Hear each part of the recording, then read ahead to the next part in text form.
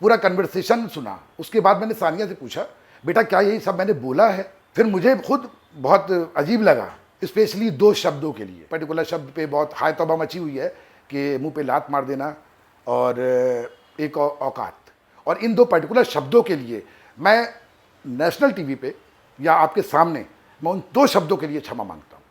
देखिए, उस बात को मैं बहुत क्लियरली बताना चाहता हूँ, शायद लोगों को नहीं मालूम होगा। वीकेंड के वार के बाद मेरी तबीयत बहुत ज़्यादा ख़राब हो गई थी।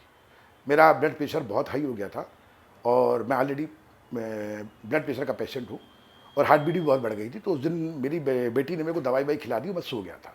सुबह फिर मेरी हालत ख़राब होने लगी थी, तो मेरे को इमीडिएट हॉस्पिटलाइज कर दिया गया। मैं आईसीयू में था और मैं शायद, मेरी ऐसी बेटी बता रही है, मुझे बिल्कुल भी पता नहीं है, क्योंकि दवाइयों की वजह से मैं बिल्कुल अनकॉन्शियस था, मुझे समझ में नहीं आ रहा था क्या हो रहा। तो वो बेटी बता रही थी कि आप बार बार सुम्बुल सुम्बुल बोल रहे थे। तो देन उसने मैनेजर से बात करी कि किसी भी तरह से सुम्बुल को बुला लो ताकि पापा उससे एक बार मिल लें, पापा ठीक हो जाएंगे। अब उनके बीच में क्या बात हुई मुझे कुछ भी नहीं पता।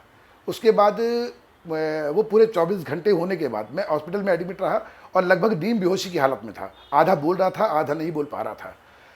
उसके बाद अचानक सानिया ऐसा बता रही है मुझे, मेरी बेटी, कि उसने लाके मोबाइल दिया कि आप अप्पी से बात करो, और मैंने उससे बात करी।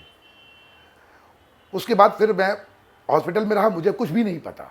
देन जब मैंने थोड़ा जब नॉर्मल हुआ मैं, उसके बाद मैंने देखा कि प्रोमो में मेरी आवाज़ आ रही है। तो मैंने सानिया से पूछा, बेटा ये क्या है? तो बोले पापा जो आपने फ़ोन पे बात की थी ये वो है। उसके बाद जब मैं डिस्चार्ज होके आया, घर जाके फिर मैंने पूरा एपिसोड देखा, तो पूरा कन्वर्सेशन सुना। उसके बाद मैंने सानिया से पूछा, बेटा क्या यही सब मैंने बोला है? तो उसने बताया, हाँ पापा। फिर मुझे खुद बहुत अजीब लगा, स्पेशली 2 शब्दों के लिए। एक जो पर्टिकुलर शब्द पे बहुत हाय तौबा मची हुई है कि मुंह पे लात मार देना और एक औकात। तो मैं एक बात तो कहूँगा कि बेटियां सबकी साझी होती हैं, और मैं किसी बेटी के लिए इस तरह के शब्द सामान्य अवस्था में या नॉर्मल अवस्था में तो नहीं बोल सकता। और यदि आपको विश्वास ना हो तो आपने ध्यान दिया होगा, इससे पहले मैं 2 बार बिग बॉस में आया हूँ और दोनों बार मेरी आवाज़ आप तक पहुँची है, पर इस बार मेरी आवाज़ के साथ सब टाइटल चल रहा था। क्यों? क्योंकि आवाज़ मेरी क्लियर नहीं आ रही थी। उन्होंने लिख लिख के बताया है कि मैं क्या बोल रहा हूँ। शायद आपको समझ में आ गया होगा कि मैं उस वक्त किस हालत में था। और इन 2 पर्टिकुलर शब्दों के लिए मैं नेशनल टीवी पे या आपके सामने मैं उन 2 शब्दों के लिए क्षमा मांगता हूँ, क्योंकि मैं हमेशा वुमेन एम्पावरमेंट की बात करता हूँ, लड़कियों की बात करता हूँ, मेरी कविताओं में भी सब्जेक्ट लड़कियाँ ही होती हैं, तो मैं किसी लड़की के बारे में जानबूझ के ऐसे शब्द तो नहीं बोल सकता। और इसके लिए मुझे माफ़ी मांगने में कोई भी शर्म नहीं है, क्योंकि ये लफ्ज़ मैंने ना तो कभी बोला चाहे हैं और ना मैं अपनी बेटियों को कभी सिखाया है। अनकॉन्शियसली हो सकता है मेरे मुँह से निकल गए हों, उसके लिए मैं क्षमा मांगता हूँ। लेकिन एक बात और कहना चाहूँगा, और स्पेशली टीना की मम्मी से।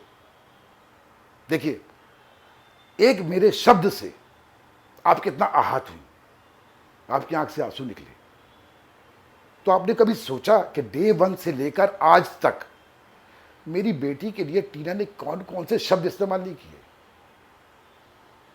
कभी लगा आपको कि एक बंदा जो सिंगल पेरेंट है, जो माँ भी है बाप भी है, उसके दिल पे क्या बीत रही होगी? कम से कम आप बड़ा दिल दिखाकर एक बार मुझको फ़ोन करके बोलती कि मेरी बेटी ऐसा बोल रही है, उसके लिए क्षमा। और मेरे एक शब्द से हाहाकार मच गया है। तो ये तो मेरे को, हालांकि मैं अपने आप को जस्टिफाई नहीं कर रहा हूँ कि ये शब्द बोलकर मैं उसको जस्टिफाई करूँ, नहीं, ये शब्द गलत है और मेरी शब्दकोश में ये शब्द नहीं थे।